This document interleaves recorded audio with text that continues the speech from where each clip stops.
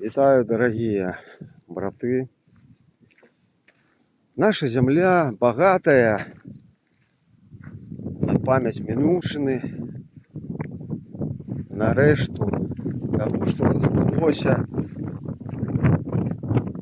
нам, нащадкам, от той архітектури, яку створили наші продки, от той культури, яка колись тут була, от того життя, якое колись тут бурлило. Я знаходжуся ля вёскі Шчорсы Карэльскага района, ля рэштаў былой панскай сядзібы. Уявіце сабе, наколькі гэта цікава.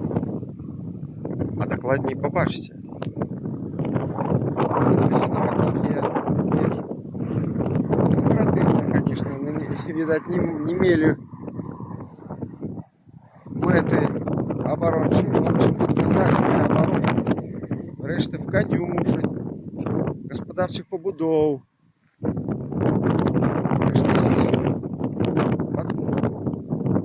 Это память про то, что тут колись бурлило життя. І нешта было, ну, сапраўды такое вельмі значнае. І вось яно стаіць пры дарозе і так хораша сваім колерам, каларытам, атмасферай нагадвае про тое, што колись тут было. Наша земля богатая на такие мясціны. Гэтыя мясціны даюць нам сёння сілу.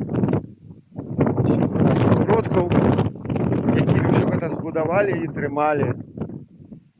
А сёння нам застаецца толькі памяць, бо мы жывём зусім іншы час. У нас свае перамогі, свае імкненні і свае мэты.